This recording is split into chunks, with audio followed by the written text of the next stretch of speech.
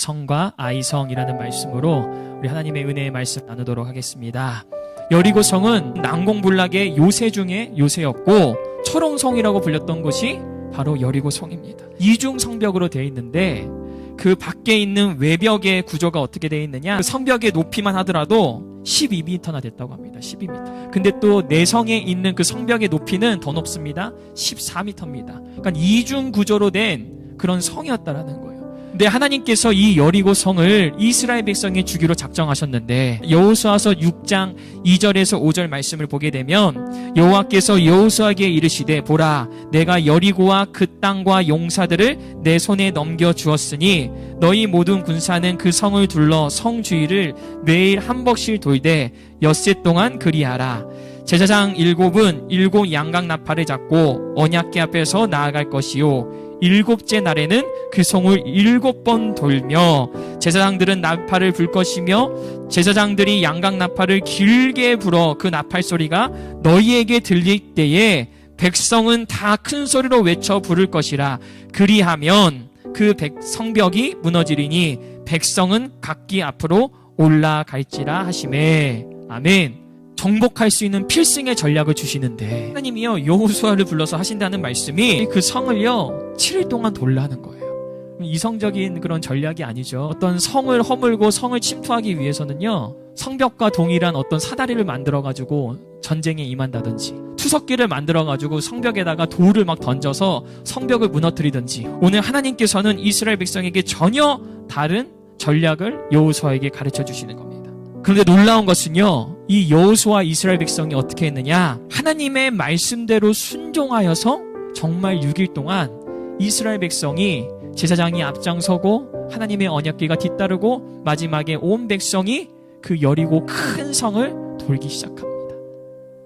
하나님의 말씀에 순종하여 그 일을 하는데 하나님께서요 6째 날까지 아무 말도 하지 말라고 해요. 아멘. 어떠한 말도 하지 말라고 합니다. 오늘 우리가 이스라엘 민족이 되어서 한번 그 시대를 한번 상상해 보십시오.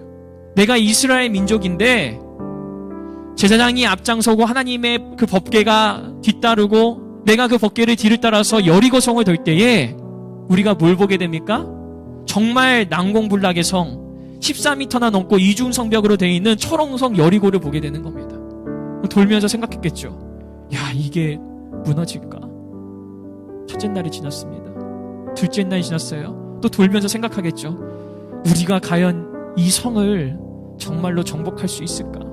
여러분, 이스라엘 백성은요 수많은 생각을 했을 겁니다. 그렇지 않겠습니까? 이성적인 생각을 가진 사람이라면 우리가 이 가나안 이 첫 번째 전쟁에서 과연 이 성을 함락시킬 수 있을까?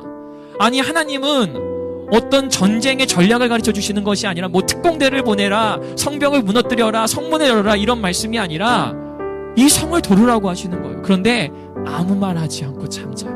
아멘. 우리 여기서 하나님의 놀라운 영적인 비밀을 발견할 수 있어야 되는데, 하나님은요 인내하며 기다리는 자에게 하나님의 열매를 주십니다. 많은 그리스도인들이 인내하지 못하고 자신의 입술로 하나님의 일들을 그르쳐버립니다. 내 인생은 되지 않을 거야. 나는 이 일을 이루지 못할 거야. 나는 힘들 거야. 어려울 거야. 여러분, 이스라엘 백성이요 여리고성을 돌 때에 어떠한 말도 입 밖으로 내밀지 않았습니다. 아멘이십니까? 잠잠히 여리고를 돌기만 하는 거예요. 세상의 그 어떠한 민족도 정복하지 못했던 그 여리고성을 이스라엘 민족이 매일같이 돌면서 하나님은 잠잠하라, 어떠한 말도 꺼내지 말라고 얘기하십니다. 아멘. 그렇게 6일을 돌았습니다. 여러분, 그 성이라는 그 성읍이요 이렇게 동네 한 바퀴 도는 수준이 아닙니다. 상상해 보십시오. 200만 명이나 되는 남녀노소를 가릴 것 없이 온 민족이 여리고성을 돈다는 건요, 이거는 위험을 또 무릅써야 되는 거예요. 그런데요 여호수아와 이스라엘 백성은 어떠했다고요? 하나님의 말씀에 순종하고 충성함으로 조용히, 어떠한 말도 하지 않고 잠잠히 그 여리고를 돌기 시작하는 겁니다. 오늘날 우리 그리스도인들이 이 시대와 상황과 환경을 보면서 자신의 입으로 저주를 너무나도 많이 얘기합니다. 그러지 마십시오.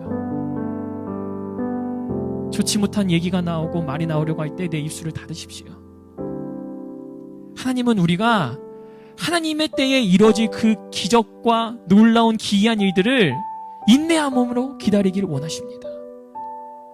여러분, 은혜 입은 사람들은요, 하나님의 그 기적을 인내의 때로 기다릴 줄 알아야 합니다. 아멘이십니까? 조급한 마음으로, 두려운 마음으로, 전전긍긍하는 마음으로, 내 입이 먼저 앞서서 내 앞날에 저주를 말하지 마시고 인내함으로 잠잠히 묵묵히 주님의 그때를 기다려야 되는 줄 믿으시기 바랍니다.